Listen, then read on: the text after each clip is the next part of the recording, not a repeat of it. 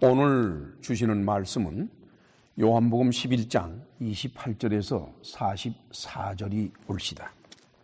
이제 저하고 한 절씩 나누어서 읽도록 하십니다. 이 말을 하고 돌아가서 가만히 그 형제 마리아를 불러 말하되 선생님이 오셔서 너를 부르신다 하니 마리아가 이 말을 듣고 급히 일어나 예수께 나아가며 예수는 아직 마을로 들어오지 아니하시고 마르다에 맞던 곳에 그저 계시더라.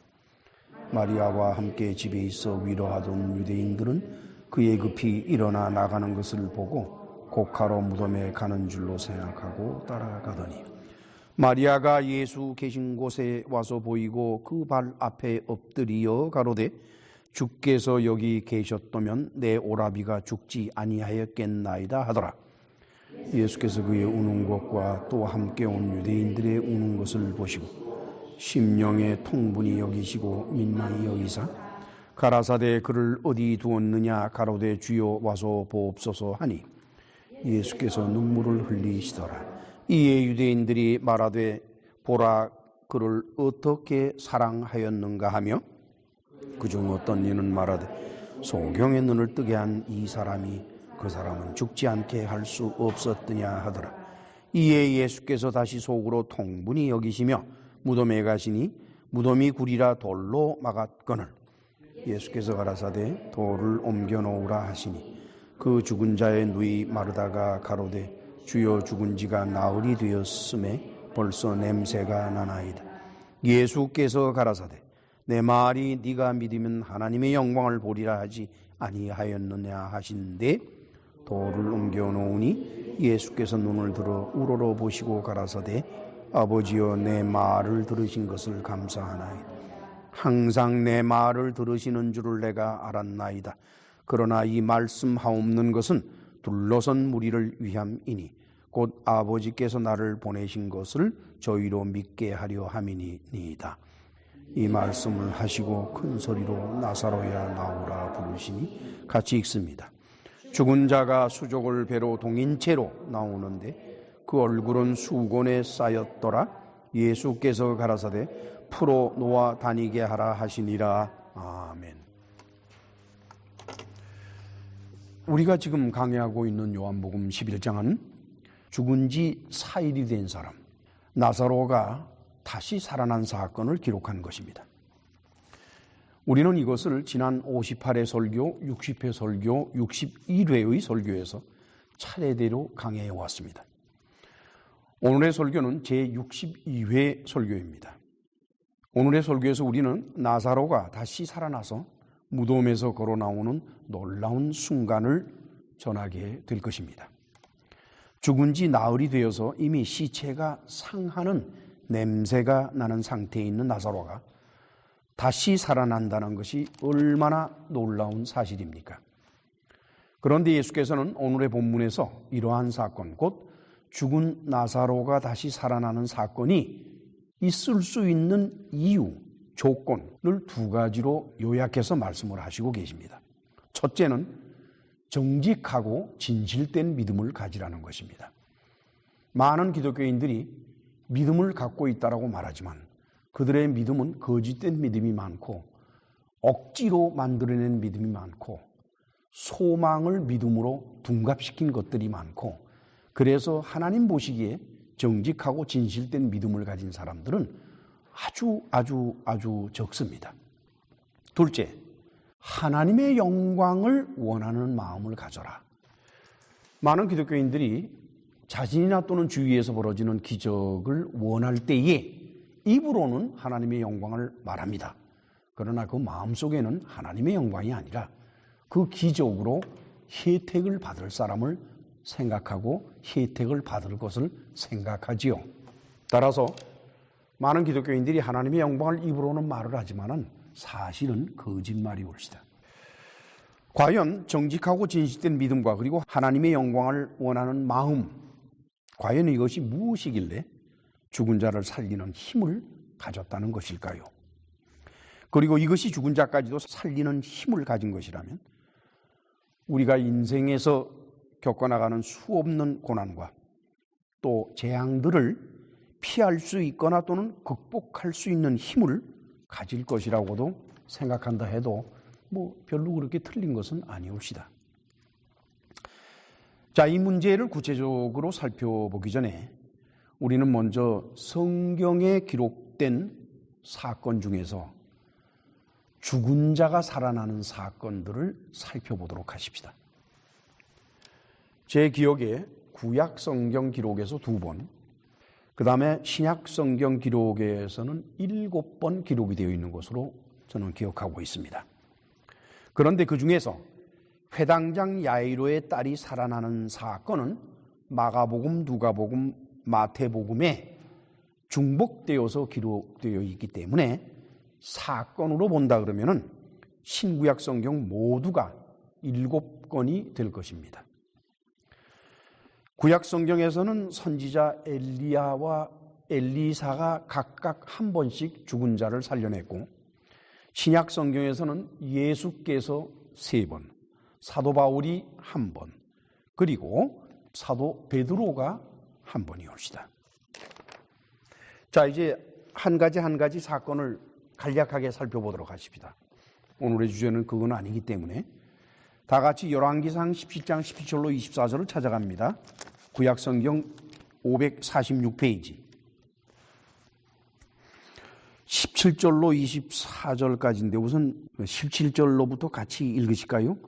이 일 후에 그 집 주모되는 여인의 아들이 병들어 정세가 심히 위중하다가 숨이 끊어진지라.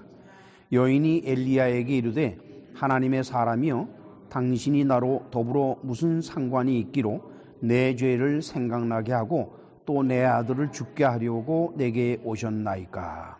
엘리야가 저에게 그 아들을 달라 하여 그를 그 여인의 품에서 취하여 안고 자기의 거처하는 다락에 올라가서 자기 침상에 누이고, 거기까지입니다. 우선 이 사람은 사르밧에서 사는 과부입니다. 이 사람은 엘리야를 기근 중에 공개를 했죠. 그런데 그만에 아들이 죽었어요. 늘 그래요. 고대 사회에서는 무슨 불행한 사건이 생기거나 또는 어려운 일이 생긴다 그러면은 밖에서 찾아온 나그네 때문에 그렇게 되었다고 생각하는 게 고대 사회의 일이에요. 한국에서도 옛날에는 다 그렇게 생각들을 하죠. 심지어는 어떤 가정에서는 가정에 일이 좀 잘못되거나 어쩌나 그러면 새로 들어온 며느리 때문에 그렇게 되었다고 말하는 것이 얼마나 자연스럽습니까? 정신 나간 소리이긴 하지만 이거 똑같은 경우예요. 그래서 엘리야가 그에게 그 아들을 달라 해서 데리고서 자기가 거처하는 방으로 데려왔어요. 자, 20절에서 같이 읽으실까요? 여호와께 부르짖어 가로되 나의 하나님 여호와여, 주께서 또 내가 우고하는 집 과부에게 재앙을 내리사 그 아들로 죽게 하셨나이까 하고 그 아이 위에 몸을 3번 펴서 엎드리고 여호와께 부르짖어 가로되 나의 하나님 여호와여, 원컨대 이 아이의 혼으로 그 몸에 돌아오게 하옵소서 하니 여호와께서 엘리야의 소리를 들으심으로 그 아이의 혼이 몸으로 돌아오고 살아난지라. 거기까지입니다. 엘리야가 어떡하나 그랬더니 그 아이를 데리고 자기 방에 들어가서는 아이를 바로 눕힌 다음에 그 아이의 몸 위에 엘리야가 자기의 몸을 3번 덮습니다. 그러고는 여호와께 부르짖어 가로되, 그래서 소리 내고 기도를 해요. 근데 기도를 내는데 여호와여, 주께서 어찌하여 이 과부의 아들이 죽는 재앙을 내리셨습니까? 하고서 하나님께 항변하는 모습이 나오죠. 그리고서는 또 무슨 말을 하는 거니까 이 아이의 혼으로 그 몸에 돌아오게 해달라. 하나님대로 어떻게 해달라는 것까지 얘기를 합니다. 이것이 구약적인 기도예요. 여러분들이 참고로 알아둬야 할 것은 구약적인 기도는 말이 많아요, 말이. 그리고 하나님한테 이래달라 저래달라 하고 요청이 많습니다. 그래서 예수께서 오셔서 기도에 대해서 그와 같은 구약적인 이스라엘 사람들의 기도를 나무랬어요. 너희는 하나님 앞에서 중언부언하지 마라. 말을 많이 하지 마라. 입 다물고 가만히 있어라. 너희가 뭐라고 말한다고 해서 하나님께서 그대로 하시고 말하지 않는다고 딴짓 하시는 분이 아니다. 그래서 너희는 그냥 골방에 들어가서 조용히 기도해라. 그럼 하나님께서 다 알아서 해주신다. 이것이 하나님의 아들 예수께서 오셔서 뜻도 고치신 기도의 방법입니다. 그럼에도 불구하고 오늘날 기독교 교회에서는 이 구약적인 이스라엘 민족의 기도를 여전히 하고 있어요. 통성 기도를 안 하나. 이것저것 하나님 앞에 손을 꼽아가면서 요청을 하지를 않나. 심지어는 조목조목 기록해서 말하라고까지 하는 이 구약의 이스라엘적인 기도를 과연 하나님이 들으시겠습니까?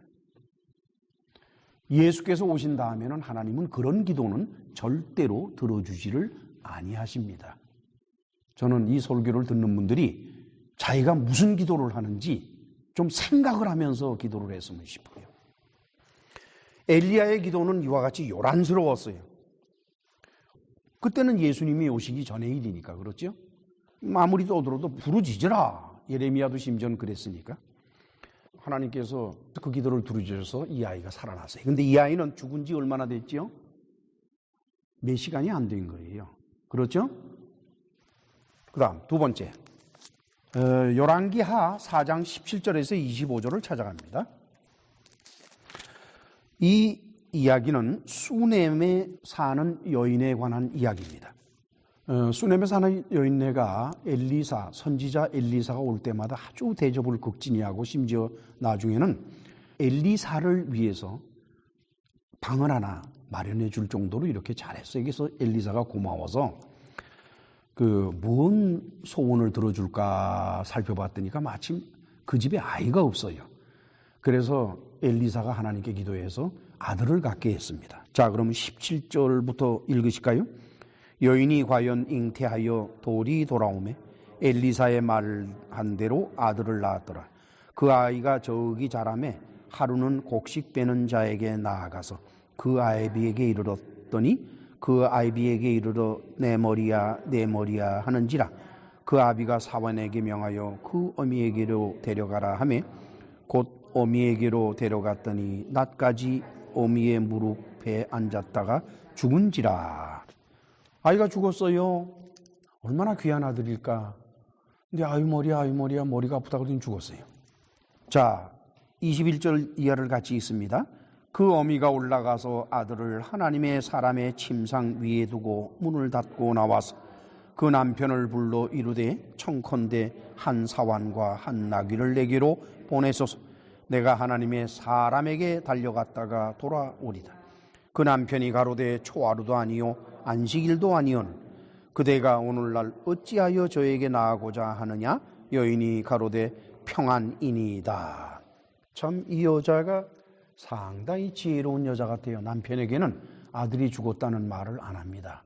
왜냐, 남편이 알아봤자 죽은 아들이 살아날 일이 없잖아요. 괜히 소란스럽기만 하지. 오히려 이 여인은 선지자 엘리사를 찾아가는 것이 아기를 살리는 길일 거라고 생각해서 선지자 엘리사에게 찾아가는데, 그 엘리사는 어디에 있었는고 하니까 갈멜산에 있었습니다. 자, 24절 25절 같이 읽으실까요? 이에 나귀의 안장을 지우고 자기 사환에게 이르되 돌아 앞으로 나아가라. 내가 말하지 아니하거든 나의 달려가기를 천천하게 하지 말라 하고 드디어 갈멜산으로 가서 하나님의 사람에게로 나아가니라 그랬습니다. 그래서 나귀를 타고 달려갔어요. 사원이야 뭐 젊은 남자일 테니까 들고 뛰어도 괜찮지만 여자는 나귀에 타가지고 달려가는 거예요. 근데 갈멜산과 수넴 사이는 정확한 거리는 잘 모르겠습니다만 지도상으로 비교를 해보니까 한 10마일 정도 되는 것 같아요. 16km. 그러니까 10마일 정도니까 달려가면은 뭐 그렇게 오래 걸리질 않잖아요. 그렇죠? 자, 그러고 나서는 27절 같이 읽으실까요? 산에 이르러 하나님의 사람에게 나아가서 그 발을 아는지라. 게하시가 가까이 와 저를 물리치고자 하며 하나님의 사람이 가로되 가만두라. 그 중심에 괴로움이 있다마는 여호와께서 내게 숨기시고 이르지 아니하셨도다. 결국은 이 여인이 가서 선지자 엘리사의 발을 붙들어요. 말없이. 그러니까 선지자 엘리사가 보더니 이 뭔 일이 생겼구만. 그게 어떠냐 그랬더니 아이가 죽었다 이게. 그래서 이제 선지자 엘리사는 그 사환 게하시도록 내 지팡이를 들고 가서 달려가서 이 지팡이를 죽은 아이 옆에 놔라. 그러면 살아날 거다 이랬어요. 그랬더니 여인이 뭐라 그러는 거니? 30절 같이 읽으실까요? 아이의 어미가 가로되 여호와의 사심과 당신의 혼의 사심을 가리켜 맹세하노니 내가 당신을 떠나지 아니하리이다. 아니 가려면 선지자께서 가셔야지 지팡이만 가서 어떻게 합니까? 그냥 매달렸어요. 그랬더니 할 수 없이 엘리사가 이제 마찬가지로 들고 뛰고 같이 가게 되었던 것입니다. 그렇지만 게하시가 이제 먼저 가서 지팡이를 그 아이 얼굴에 놓았지만은 뭐 아무런 기척이 없어요. 그래서 이제 엘리사가 집에 들어갔습니다. 34절 같이 읽으실까요?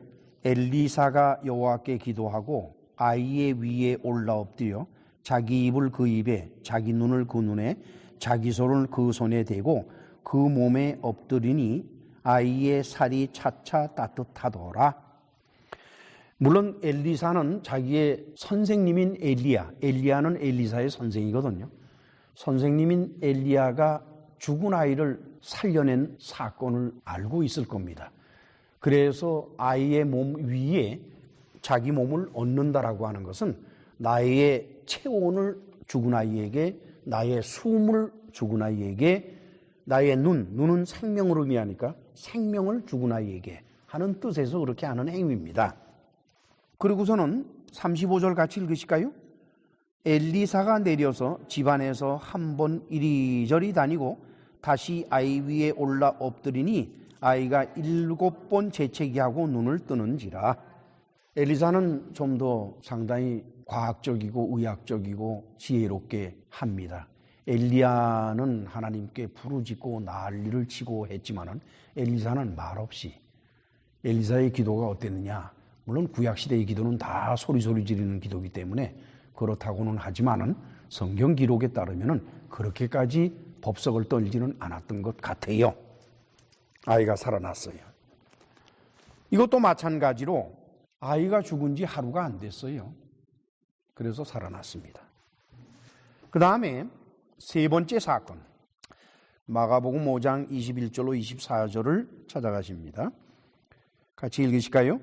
예수께서 배를 타시고 다시 저편으로 건너가시매 큰 무리가 그에게 모이거늘 이에 바닷가에 계시더니 회당장 중 하나인 야이로라 하는 이가 와서 예수를 보고 발 아래 엎드려 많이 간구하여 가로되 내 어린 딸이 죽게 되었사오니 오셔서 그 위에 손을 얹으사 그로 구원을 얻고 살게 하소서 하거늘.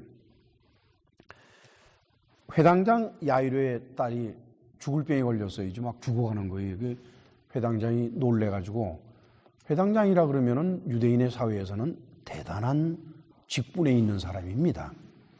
그런데 뭐 염치불구하고 그냥 예수님 앞에 엎드렸어요. 예배하는 행위로 엎드리는 것을 말합니다. 헬라어의 뜻은. 35절 이하 같이 읽으실까요? 아직 말씀하실 때에 회당장의 집에서 사람들이 와서 가로되 당신의 딸이 죽었나이다. 어찌하여 선생을 더 괴롭게 하나이까? 예수께서 그 하는 말을 곁에서 들으시고 회당장에게 이르시되 두려워 말고 믿기만 하라.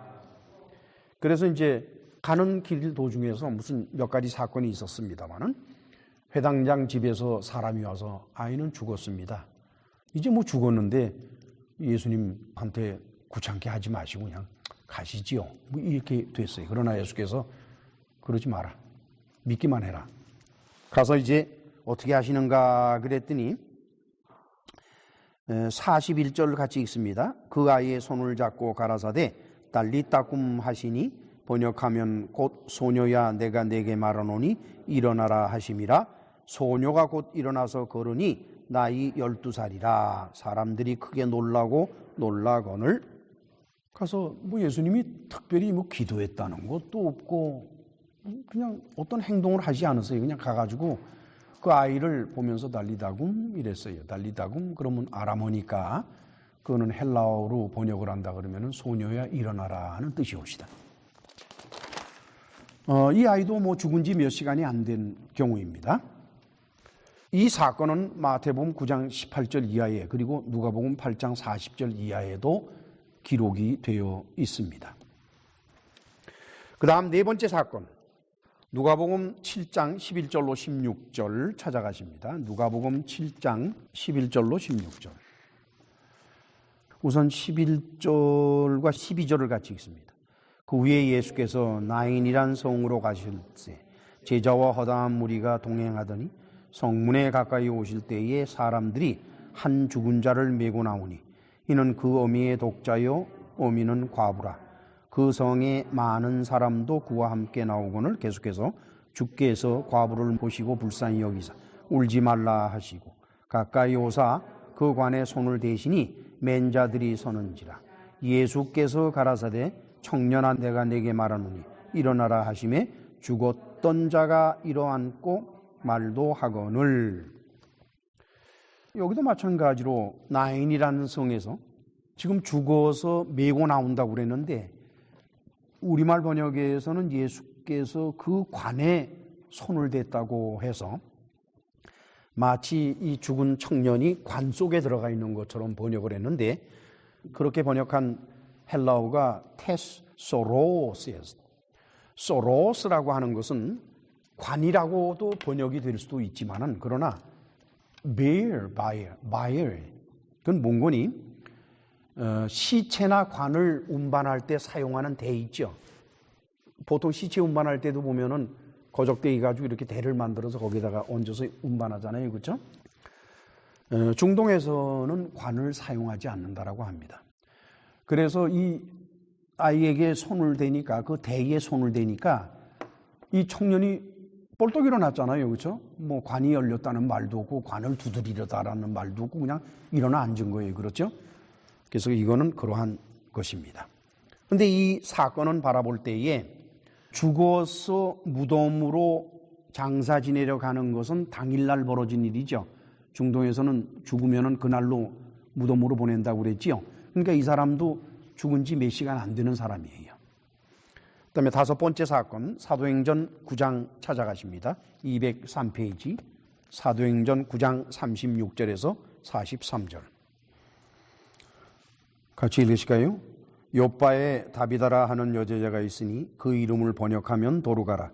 선행과 구제하는 일이 심히 많더니 그때의 병들어 죽음의 시체를 씻어 다락에 누이니라.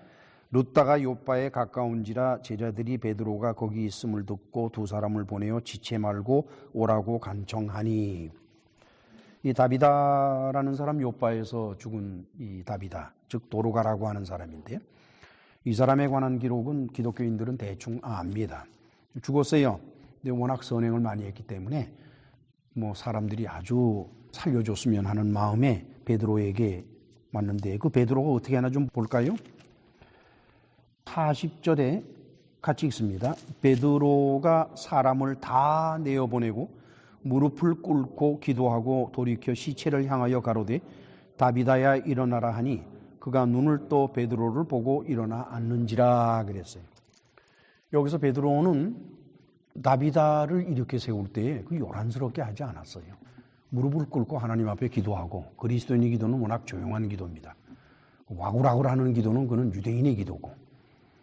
그러고서는 이제 다비다야 일어나라. 왜냐, 자기가 예수님을 따라다니면서 봤으니까. 그렇잖아요. 봤으니까 다비다야 일어나라. 엘리사는 엘리야에게 배웠으니까 몸을 그 위에 엎어뜨리고 아이를 살려냈고 똑같은 겁니다. 이것도 룻다와 요빠 사이는 2, 3마일 정도밖에 거리가 떨어지지 않았어요. 아주 가까워요. 그렇기 때문에 그 다비다가 죽은 지 몇 시간도 안 된 때에 이제 베드로가 간 겁니다. 다음에는 여섯 번째 사건, 그것이 사도행전 20장 7절에서 12절에 나타납니다. 7절부터 같이 읽으실까요?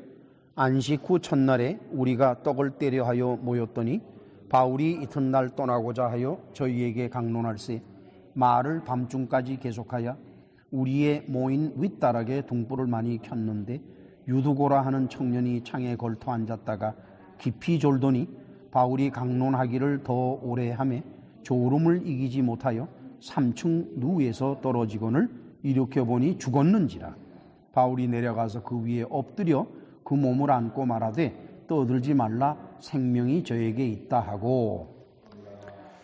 여러분 말이죠, 사도 바울의 경우입니다. 이것은 사도 바울이 거기서 강론을 하는데 시간이 오래되니까 졸릴 거 아니에요. 아무래도 아무리 좋은 설교도 몸이 피곤하고 힘들면 졸리게 돼 있어요. 그 뭐 껄핏어문들 졸음 마귀가 들었다 그러는데 세상에 마귀 중에 졸음 마귀가 어디 있어? 난 귀신 내쫓은 사람인데 마귀 중에 졸음 마귀라는 건 없어요. 그건 참 이상해. 그런 말 쓰는 걸 보면은 그냥 피곤해서 뚝 떨어졌어. 죽었어요. 분명히 죽었다고 됐습니다. 사도 바울이 내려가서 뭐 거기서 뭐 요란스럽게 기도하고 모으겠다는 기록이 없어요. 그냥 아이 위에 엎어졌어요. 이런 행동을 가만히 보면요, 베드로는 죽은 사람 위에 엎어지질 않아요. 그런데 지금 바울은 엎어지고 있어요. 그렇죠? 그럼 뭘 알게 됩니까? 즉 이것은 엘리야와 엘리사가 한 방법입니다. 사도 바울은 예수님과 함께 다니면서 예수님을 보질 못했기 때문에 그가 알고 있는 것은 죽은 자를 살리는 방법은 그것은 엘리야의 방법이나 엘리사의 방법일 것입니다. 베드로는 말로 일어나라 라고 말을 했고 바울은 몸으로, 행동으로 했습니다. 뭐 일어나라 어째라 여러 말도 안 하고. 근데 청년이 도로 살아났어요.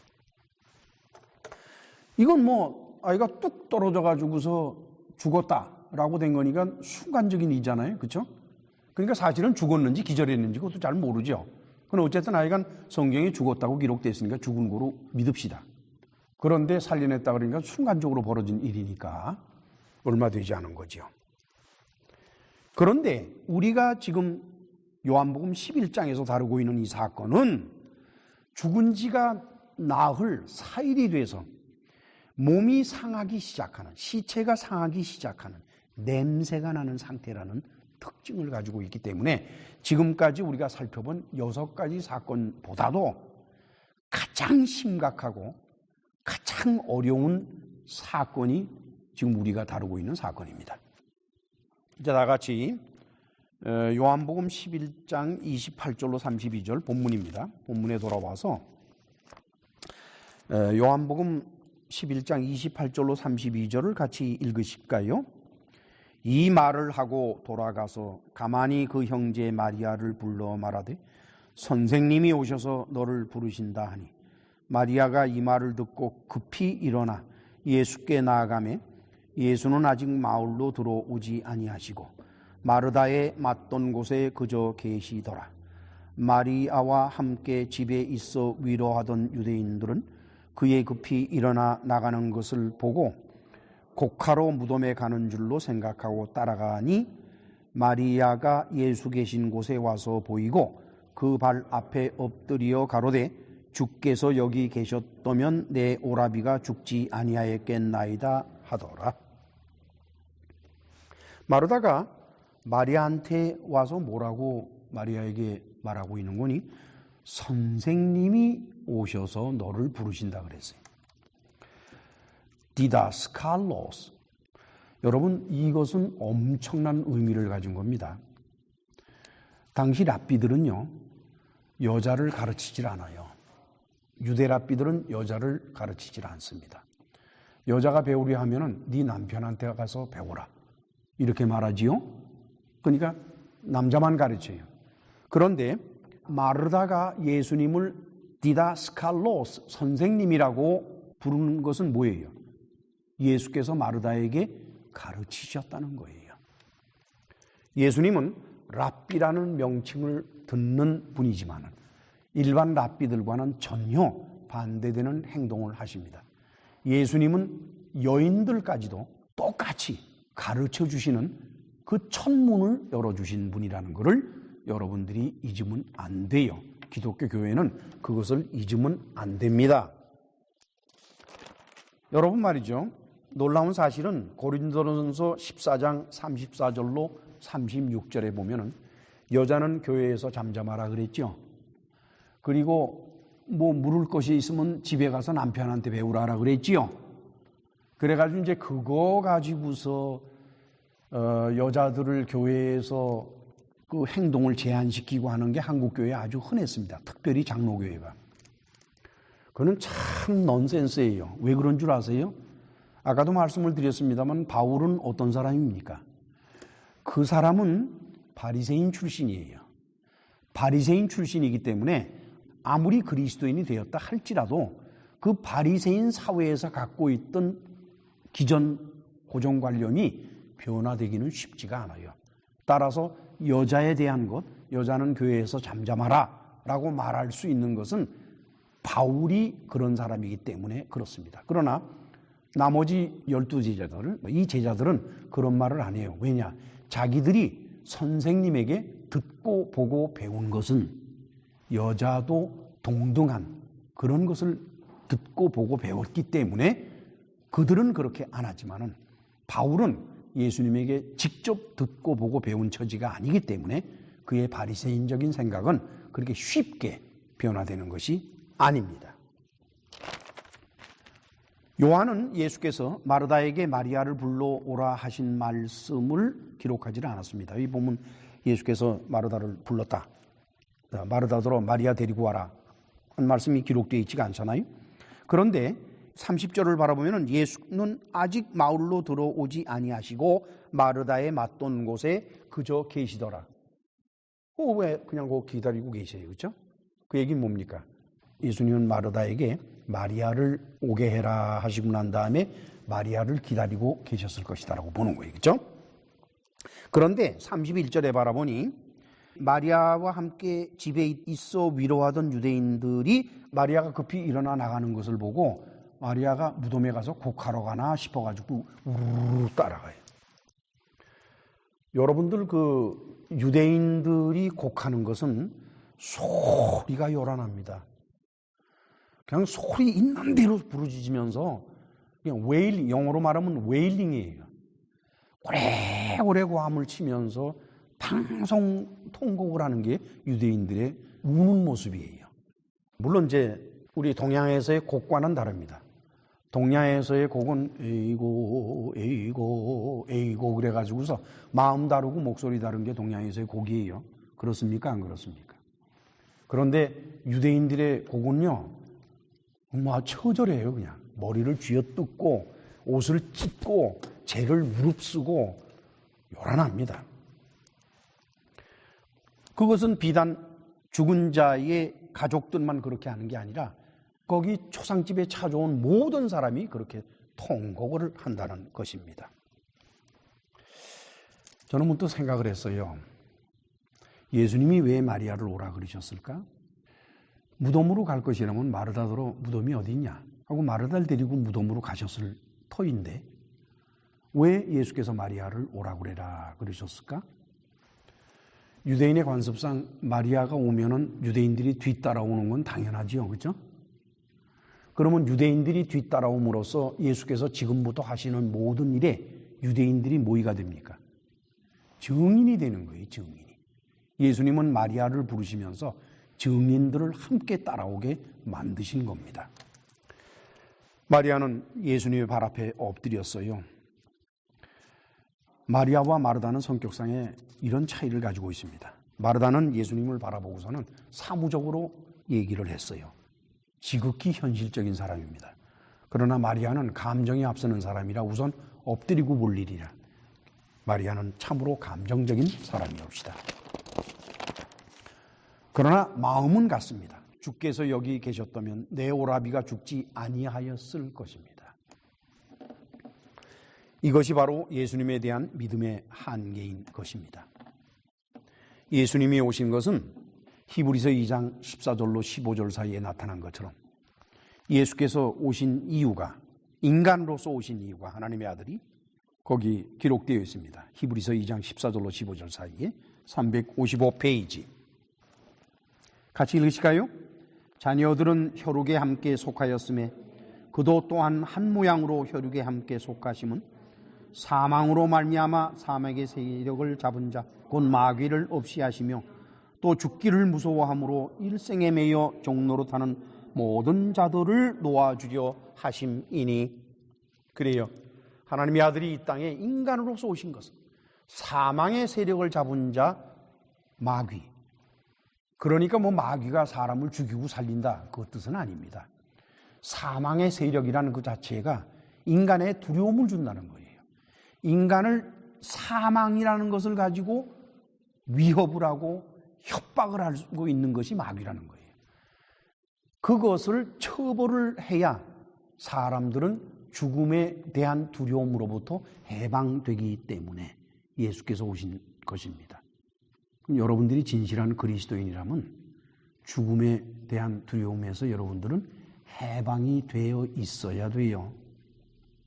생각들 잘 하세요.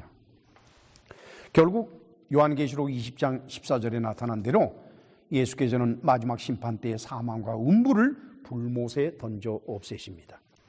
우리 주님은 사망을 초월하고 능가하고 정복하는 능력을 가지신 분인데, 주께서 여기 계셨다면 내 오라비가 죽지 아니하였을 것입니다라는 생각은 뭐예요? 그들의 예수님에 대한 믿음이 한계가 있다는 거예요. 자, 이제 본문으로 다시 돌아가서 요한복음 11장 33절로 35절을 같이 읽으십니다. 예수께서 그의 우는 곳과 또 함께 온 유대인들의 우는 것을 보시고 심령의 통분히 여기시고 민망히 여기사 가라사대 그를 어디 두었느냐 가로되 주여 와서 보옵소서 하니 예수께서 눈물을 흘리시더라. 예수께서 마리아가 우는 곳과 유대인들이 우는 곳, 뭐 얼마나 요란하겠어요. 통곡을 하고 난리를 하는데, 그런데 예수께서는 그들이 우는 것을 보시고 심령에 통분히 여기셨다고 합니다. 심령에 통분히 여겼다고 번역된 헬라어가 에네브리메사토 토 브뉴마티예요. 에네브리메사토의 어원은 엠브리마우마이가 되는데, 그건 뭘 말하는 거니? To feel strongly about something. 어떤 문제에 대해서 아주 강력하게 느낌을 받는 걸 말해요. 강력하게. 통분했다. 거기까지 가지는 않습니다. 강력하게 어떤 느낌을 받은 것을 말해요. 그 다음에는 민망히 여겼다. 우리말로 번역된 민망히 여겼다는 것이 에타락센 에아우톤 그랬어요. 그건 뭘 말하는 거니까 to cause inward turmoil이에요. 마음이 소용돌이 치는 걸 말합니다. 엠브리마오마이, 여기서 통분히 여겼다라고 번역된 그 단어는 마태복음 9장 30절과 마가복음 1장 43절에 똑같이 나오는데, 우리말 번역에서는 엄히 경계했다라고 번역이 되어 있고, 마가복음 1장 5절에서는 책망을 했다라고 번역이 되어 있습니다. 신학자 모레이는 영국의 전통에서는 엠브리마우마이라고 하는 단어에 대해서 깊이 감동되는 것으로 해석을 한다라고 합니다. 그러나 독일식 전통에서는 분노를 느낀다라고 해요. 그래서 일반적으로 이 성경학자들이 독일에 많아요. 그렇기 때문에 엠브리마우마이라고 하는 단어를 분하게 또는 분노했다라고 번역을 하는 것은 독일 신학자들의 영향을 많이 받았다라고 보는 거예요. 볼트만은 예수께서 그들이 당신을 믿지 않기 때문에 분노했다라고 해석을 하고 있어요. 그리고 예수께서 눈물을 흘리신 것은 마음이 격동되어서라고 해석을 합니다. 그러나 레온 모레이스의 의견을 들어보면 참 흥미로워요. 예수께서 이제 곧 죽을 나사로를 살리실 것이기 때문에 나사로의 죽음이 슬퍼서 눈물을 흘리실 수는 없었을 것이다. 그렇죠? 만약에 예수님이 나사로를 살리시지 못할 것이라면 눈물을 흘리시겠죠. 사랑하는 나사로가 죽었는데, 그렇잖아요. 그러나 조금 있으면 살리실 텐데 뭐. 그런데 눈물을 흘릴 필요가 없잖아요. 그렇죠? 그런데 글쎄요, 신학자들이 다 그런지는 잘 모르겠는데, 제가 조사한 바에 의하면 레온 모리스와 월필드는 이렇게 보고 있더라고요. It is death that is the object of his wrath.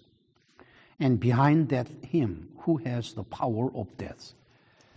예수께서 지금 분노하신 것은 죽음이라는 것 자체에 대해서 분노하신다는 거예요. 그리고 특별히 그 죽음 뒤에서 죽음을 조종하는 자, 마귀죠. 그것들에 대해서 분노하신다는 겁니다. 저는 그 해석이 참 합당한 것 같아요. 그러나 예수께서 눈물을 흘리신 것은 왜 그랬을까? 저도 생각을 해보니까 예수께서 눈물을 흘리신 것은 누가복음 19장 41절에 나타나는 상황과 똑같지 않을까? 우리 다 같이 누가복음 19장 41절 이하를 찾아갑니다. 같이 읽으실까요? 가까이 오사 성을 보시고 우시며 가라사대 너도 오늘날 평화에 관한 일을 알았다면 좋을 뻔하였거니와 지금 내 눈에 숨기웠도다. 날이 이를지라 내 원수들이 토송을 쌓고 너를 둘러 사면으로 가두고 또 너와 및 그 가운데 있는 네 자식들을 땅에 메어치며 돌 하나도 돌 위에 남기지 아니하리니 이는 권고받는 날을 네가 알지 못함을 인함이니라. 예수께서는 예루살렘을 바라보시면서 눈물을 흘리십니다. 그러시면서 말씀을 하시는 거예요. 너희가 완악해서 그야말로 너희가 어떻게 될 것을 모르고 있구나. 때가 되면 너희들이 토송에 둘러싸이고 그래서 너희들은 물론이고 너희 자식들까지 땅에다 메어쳐 죽여버리는 그런 끔찍한 일이 벌어질 것이다 라고 눈물을 흘리셨어요. 예수께서 흘리신 그 눈물은 그렇게 사람들이 잔인하게 죽을 것이다 하는 거기에 대한 눈물이 아닙니다. 완악한 예루살렘 사람들이 완악한 마음으로 예수님의 경고를 듣지 아니하기 때문에 그 인간의 완악함을 보시면서 눈물을 흘리신 거니까 그렇다 그러면 오늘의 본문에서도 똑같습니다. 주위에 있는 유대인들과 심지어는 마르다와 마리아까지도 마음이 완악해서 예수님을 믿지 않으니까 그러니까 그 완악함에 대해서 예수님은 눈물을 흘리시는 거예요. 인간의 완악함은 하나님도 어찌하지 못하시는 겁니다. 여러분, 인간이란 존재는요, 참 어떻게 해결할 수 없는 존재예요. 저나 여러분들이나 다 똑같아요. 이 세상에 단 한 사람 예외가 없어요. 하나님도 어떻게 못하는 완악함 속에 사는 게 인간이라는 것을 여러분들이 아신다면 성경을 읽으면서 마음문을 열어야만 됩니다. 저는 이제 이들의 해석에 좀 첨가하고 싶은 것이 있어요. 우선 심령의 통분이 여겼다라고 번역된 거, 에네 브리 메사토 토푸니마티라고 하는 것은 토푸니마티, 영이라고 하는 게 역격이에요. 어디에게 방향을 의미하는 역기니까 영의 강한 느낌이 주어졌다. 즉 하나님의 아들의 영입니다. 그 하나님의 아들의 영에 강한 느낌이 주어진 거예요. 그 느낌이 무엇이었을까요? 아버지 하나님의 분노가 아들에게 전해지는 겁니다. 어디를 통해서? 아들의 영을 통해서. 지금 분노는 단순히 아들만 하는 게 아니에요. 아버지가 함께 하는데 이게 분노의 시작은 아버지에게 시작이 되었고 그것이 에네 브리 메사토 토푸니마티에서 아들의 영으로 전해진 것입니다. 영향이 된 거예요. 두 번째로 민망히 여겼다라고 번역이 되는 게 에타르소 에아우톤 그러면은 인간적으로 예수님의 마음은 그 순간에 소용돌이 친다는 겁니다. 그러지 않아도 그들의 완악함이 예수께서 거북하고 힘들고 받아들이기 어렵고 견디기 어려운 상황이었는데 아버지의 분노가 전해져 오자 아들은 그 아버지의 분노를 받으시면서 마음이 소용돌이를 치는 거예요. 마음이 소용돌이를 치면서 눈물이 흘러내리는 겁니다. 아시겠어요? 저는 루돌프 불트만의 해석과 레온 모리스의 해석을 바탕으로 해서 이렇게 추가해서 해석을 하고 싶습니다. 다음에는 본문에 요한복음 11장 36절로 37절을 같이 읽으실까요? 이에 유대인들이 말하되 보라 그를 어떻게 사랑하였는가 하며 그중 어떤 이는 말하되 소경의 눈을 뜨게 한 이 사람이 그 사람은 죽지 않게 할 수 없었더냐 하더라. 예수님은 지금 눈물을 흘린 게 인간들의 완악함을 바라보시면서 눈물을 흘렸는데 유대인들은 뭐라 그래요? 아, 나사로를 사랑해서 눈물을 흘리는구나 이러죠? 그러죠? 그러면서 아니 뭐 소경을 눈뜨게 했던 사람이 뭐 이 사람은 나사로를 살리지 못했나? 그 얘기는 뭡니까? 이미 거기 모여있는 유대인들은요, 예수께서 며칠을 머무르고 늦게 왔다는 걸 알고 있어요, 벌써. 왜냐, 거리가 뻔한 것 아닙니까? 베다니와 예수께서 계시던 살렘 사이의 거리가 어느 정도고 왔다 갔다 하는데 얼마 걸린다고 하는 것은 우리는 모르지만 유대인들은 다 알아요. 그런데 연락을 하러 메신저가 떠난 지 6일 만에 돌아왔거든. 6 days. 만약에 빨리 왔다 그러면은 나사로가 죽은 지 3일 안에 돌아왔을 테니까, 그렇다 그러면 3일 아니면은 다시 살릴 수도 있다라고 하고 생각들을 하기 때문에 그렇죠. 그냥 원망하는 거예요. 아니, 소경을 살리신 사람이 그래 죽은 나사로를 살릴 수가 없었단 말인가? 왜 이렇게 늦게 왔나? 이렇게 되는 거죠. 그렇죠? 자, 38절로 40절 같이 읽으실까요? 이에 예수께서 다시 속으로 통분히 여기시며 무덤에 가시니 무덤이 구리라 돌로 막았거늘 예수께서 가라사대 돌을 옮겨 놓으라 하시니 그 죽은 자의 누이 마르다가 가로되 주여 죽은 지가 나흘이 되었으며 벌써 냄새가 나나이다. 예수께서 가라사대 내 말이 네가 믿으면 하나님의 영광을 보리라 하지 아니하였느냐? 예수께서는 유대인들의 행동을 보시면서 그들의 믿음 없음에 분노를 합니다. 그러니까 똑같은 헬라어 단어지만은 심령의 통분이 여겼다라고 하는 것은 아버지의 분노가 아들의 영에 전해지면서 분노를 갖게 된 것이고, 두 번째 38절에 이에 예수께서 다시 속으로 통분히 여기셨다. 이번에는 속으로 통분히 여기신 거죠. 그렇죠? 인간적으로, 예수께서 인간적으로 통분히 여기시는 거니까 그 통분히 여기시는 그것이 상태가 다른 거예요. 앞에 것은 아버지의 분노가 전해져 온 것이고, 두 번째 것은 예수께서 인간으로서 느끼는 겁니다. 아시겠죠? 예수께서는 이제 돌을 옮겨 놓으라 그랬어요. 근데 마르다가 죽은 지가 나흘이 돼서, 4일이죠. 나흘이 돼서 냄새가 나나이다. 예수께서는 그럽니다. 내가 믿으면 하나님의 영광을 보리라. 저는 이걸 이렇게 읽으면서 나 같았으면은 네가 믿으면은 나사로가 살아날 것이다 라고 했을 것 같아요. 근데 예수께서는 네가 믿으면은 나사로가 살아날 것이라고 말씀을 안 하시고 네가 믿으면은 하나님의 영광을 보리라 그러죠. 나사로가 살 것이다 라는 것과 하나님의 영광을 볼 것이다 라는 것은 엄청난 차이를 가진 것입니다. 마르다와 마리아 그리고 유대인들은 나사로가 살아나는 것이 중요한 거예요. 그들은 하나님의 영광에 대해서는 관심이 없어요. 거의 대부분의 기독교인들은 그렇습니다. 입으로는 하나님의 영광을 말하면서 사실은 하나님의 영광과는 관계가 없이 살아요. 하나님이 욕을 먹더라도 자기 일만 잘 되면 돼. 내 것만 잘 되면 돼요. 하나님의 입장이 뭐이 되든 상관 안 해. 이것이 대부분의 기독교인들의 마음이에요. 저는 오늘 예수께서 하신 이 말씀, 영광을 보리라, 이거를 깊이 깊이 생각하는 사람들이 되었으면 좋겠습니다.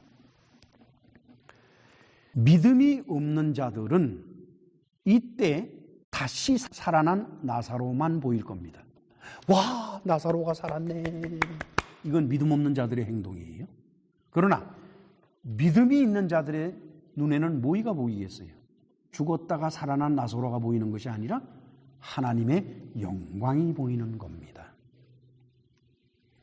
이것은 우리 그리스도인들의 신앙생활에 아주 중요한 의미를 가져다 주는 것이옵시다.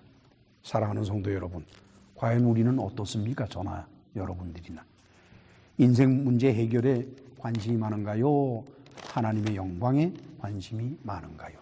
자, 이제 41절로 44절을 마지막으로 같이 읽습니다. 돌을 옮겨 놓으니 예수께서 눈을 들어 우러러보시고 가라사대 아버지여 내 말을 들으신 것을 감사하니이다. 항상 내 말을 들으시는 줄을 내가 알았나이다. 그러나 이 말씀하옵는 것은 둘러선 무리를 위함이니 곧 아버지께서 나를 보내신 것을 저희로 믿게 하려 함이니이다. 이 말씀을 하시고 큰 소리로 나사로야 나오라 부르시니 죽은 자가 수족을 배로 동인 채로 나오는데 그 얼굴은 수건에 쌓였더라. 예수께서 가라사대 풀어놓아 다니게 하라 하시니라. 예수께서는 기도를 안 하세요. 기도를 안 하시면서 뭐라고 그러시는 거니? 제 말을 들으신 것을 감사합니다 하고 감사의 말씀을 드려요. 그러시면서 계속해서 뭐라고 말씀을 하시는 거니까, 아버지여 항상 내 말을 들으시는 줄을 내가 알았나이다 그랬어요. 예수께서 기도를 안 하셨다라고 말해서는 안 됩니다. 기도는 꼭 무릎을 꿇고 앉아서 두 손을 모으고 그리고 중얼대면서 하는 것만이 기도인가요? 아니, 옳시다. 기도라고 하는 것은 우리 마음에서 하나님을 향해서 하는 것이기 때문에 걸어가면서 할 수도 있고 서서 할 수도 있고 누워서 할 수도 있고 어떠한 형태에서든지 기도는 가능해져요. 예수께서는 이미 나사로를 살리려 가시는 와중에 이미 하나님께 말씀을 전했고 하나님께서는 이미 응답을 주셨던 겁니다. 가라, 걱정 말고 가서 그리하면은 나사로가 일어날 것이다. 그러면서 예수께서는 뭐라고 말씀하시는 거니까, 그렇지만은 내가 저 사람들이 들을 수 있도록 이 말씀을 하는 것, 다시 말하면은 아버지께서 내 말을 들으셨다라고 이렇게 말을 하는 것은 저 사람들로 하여금 나를 믿게 하려 함이라 그러셨어요. 즉 뭘 믿게 하는 거니까, 예수께서 자신의 인간적인 능력으로 나사로를 살린 것이 아니라 바로 하나님 아버지의 능력에 힘입어서, 즉 하나님 아버지께서 주신 능력으로 나사로를 살렸다. 즉 다시 말하면 예수께서 항상 말씀하시듯이 나는 아버지께서 보내신 자다. 따라서 나는 아버지께서 하시라는 것만 한다. 하라고 하신 말씀만 한다. 나는 내 말을 하는 것이 아니다. 내가 하는 모든 행동들, 내가 하는 모든 말들, 내가 하는 모든 것들은 아버지께서 나에게 주신 것이고 시키신 것이다. 이것이 예수께서 계속해서 강조한 것이고 특별히 사도 요한이 그것을 강조했습니다. 레온몰에서는 아주 흥미있는 견해를 피력하더라고요. 돌을 옮긴 사람들이 누굴까요? 마르다와 마리아 여자들이 돌을 옮겼을 리는 없겠지요. 그러면 그들을 따라온 유대인들일 것이다. 그 다음에 나사로를 둘러싼 헝겊을 풀러준 사람들은 누구일까요? 나사로와 마리아가 했을 리는 없겠고 그도 또한 같이 따라온 유대인들이 했을 것이다. 자, 이제 유대인들은 보기만 한 게 아니에요. 자기들이 무덤에 돌을 굴려서 옮겨놨고, 그 다음에는 나사로가 걸어 나오는 걸 보고 으악하고 놀랬다가 예수께서 풀어주려니까 자기들이 가서 풀어줬고, 증인도 이런 증인이 없지요. 그렇잖아요? 살아있는 증인들 아니에요? 자, 이제 우리는 오늘의 말씀을 통해서 죽은 지 나흘이 되어서 시체가 상하기 시작한 나사로가 다시 살아나게 된 놀라운 사건을 보았고, 그리고 동시에 우리는 그 사건 뒤에 있는 하나님 편에서의 이유를 봅니다. 왜 하나님께서 죽은 나사로를 살리셨을까? 첫째, 하나님께서는 나사로의 생명을 살리는 사실보다도 당신의 영광이 당신의 아들을 통해서 나타나기를 원하셨기 때문에 이 사건을 하셨고, 둘째는 사람들의 진실되고 순수한 믿음을 보시려고 이 사건을 일으키셨다는 겁니다. 물론 그때 그 당시에 그들은 순수한 믿음을 갖지도 못했고 진실한 믿음을 갖지도 못한 상태였지만, 그러나 그 사실을 지켜본 모든 사람들이, 유대인들을 포함을 해서 나사로, 마리아, 그 사건 뒤에는 모르긴 몰라도 자기들의 믿음이 순수하고 자기들의 믿음이 진실되지 않으면은 하나님께서 절대로 우리의 바라는 바를 들어주지 않으실 것이라는 것을 깨달았을 겁니다. 따라서 그 이후에는 그들이 자신들의 믿음을 순수하고 진실되게 지켜가려고 애를 썼을 것입니다. 이 두 가지 사실이 죽은 나사로를 살리게 했고, 또한 우리 모두가 진실된 그리스도인이라면 우리들도 하나님과 동행하는 삶을 살 때 두 가지를 해야겠다는 거예요. 하나는 하나님의 영광을 위해서, 또 하나는 하나님에 대한 진실되고 순수한 믿음을 갖자. 기도합시다. 전능하시고 자비로우신 하나님 아버지, 부족한 종과 사랑하는 성도들에게 이 귀한 말씀을 주신 것을 감사합니다. 우리 모두는 참으로 우리가 믿음이 있다고 하지만은 얼마나 많은 경우에 거짓된 믿음과 또는 현혹된 믿음과 그리고 소망이 믿음으로 둔갑하는 것들과 그런 혼잡한 믿음 속에 살고 있는지요. 진실된 믿음에 대한 우리의 마음 자세는 아직도 멀었습니다. 오늘의 이 놀라운 사건을 통해서 우리의 믿음이 순수하고 진실되기를 원하옵고, 또한 우리가 우리 자신의 형편 처지가 해결되는 나의 유익을 생각할 것이 아니라 먼저 하나님의 영광이 나타나는 놀라운 말씀이 이루어지도록 늘 생각하며 살아갈 수 있도록 은혜를 베풀어 주옵소서. 예수님의 이름으로 기도합나이다. 아멘.